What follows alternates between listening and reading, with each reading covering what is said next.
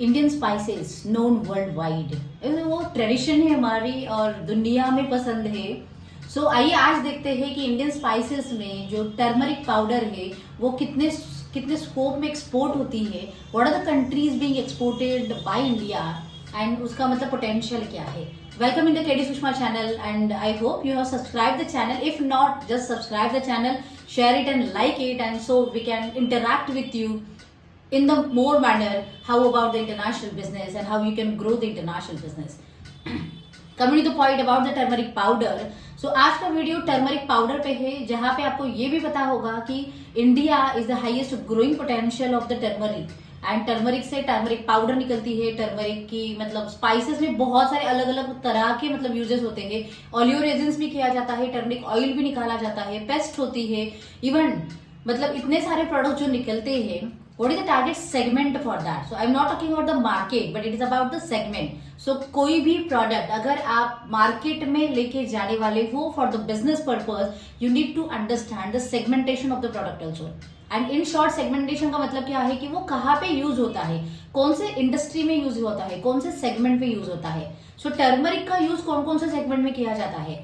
So first you also know that the food industry में बहुत मात्रा में जाता है, रिटेल में, होलसेल में, प्रोसेसेस में, प्रिपरेशंस में बहुत सारी जगह पे यूज किया जाता है। द सेकंड इज कॉस्मेटिक में भी यूज किया जाता है। यू ऑल्सो नो द मतलब फेयर क्रीम में टर्मरिक हो तो मतलब चेहरा बहुत अच्छा दिखता है, स्किन बहुत मतलब ये दिखती है। So cosmetic we also know they have use multiple in the way. Then the next is pharmaceutical. So pharma में भी टर्मरिक का बहुत अच्छे से यूज होता है because it is like use for the medical preparations और मेडिसिनल प्रॉपर्टीज बहुत अच्छी होने के कारण वो मतलब सब जगह पे यूज की जाती है। उसके अलावा भी बहुत सारे सेक्टर्स होंगे जहां पे टर्मरिक का यूज किया जाता है। सो अगर हम कहें कि with this sectors, food, pharma, cosmetics भी अगर कंसीडर करके चले तो भी you can understand the potential of this product in the market, not only in India but in the global market. So just I want to tell you that about the data which countries are importing turmeric powder. I'm not talking about the raw turmeric from India. And here I just opened the DGFT site and the statistical data in front of me. So you can see here like USA 123 crore rupees of turmeric powder last financial year में India ने export किया है। Then next we can say UK 35 crore गया है, United Arab Emirates 24 crore का export किया गया है।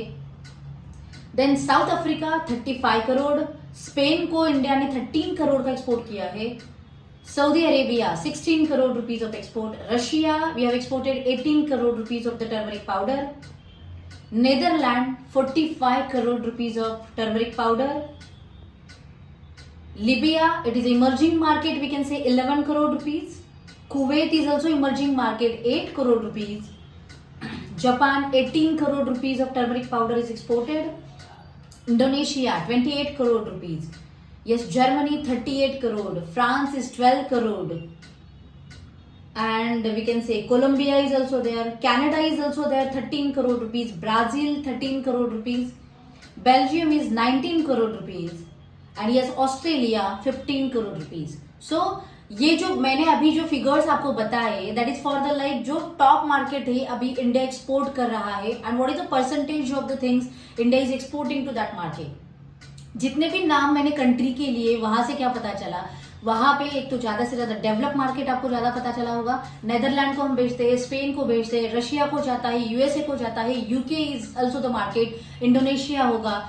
सो these are the markets like India से टर्मरिक पाउडर बहुत बड़े तौर पे एक्सपोर्ट की जाती है and this is the potential of the business.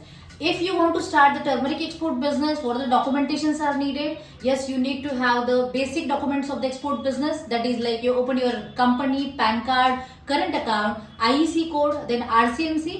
अभी यहाँ पे जो RCMC आप लोगे that is issued by the Spice Board of India. So you need to become a member of them and you need to issue the RCMC certificate from them. फिर उसके बाद port registration होगा and yes definitely FSSAI licence is also mandatory and export के लिए आपको central फसाई ही mandatory है। सो वो भी आपको निकालना पड़ेगा। एंड अप टू दैट अगर ये पोर्ट एसोसिएशन तक आपने कंप्लीट किया, so you are now valid importer and exporter. You can export the turmeric powder from India to this many of the market. और उसके अलावा भी बहुत सारे ऐसे मार्केट है जो इमर्जिंग है, मार्केट में अभी मतलब वो ओपन हो रहे हैं। So you can target to that countries also. So मतलब है ना कि like top, medium and low market analysis के हिसाब से there are lot of plus and minuses of the market also. So I hope this information is like helpful for you, that will help you to start your journey, think about the turmeric, and definitely the export will happen. So if you have any problem, any questions about the turmeric export, just drop in the comment box, and definitely I will help you how you can start your turmeric export business. But if you want to know more about the export import business, you can join my free webinar www.kdsushma.com/book now. And regarding the export basic guide, you can order my book on kdsushma.com. One is Global Fortune, Get Ready for Export Import, and the second is Complete Guide on Agriculture Export. Just take action.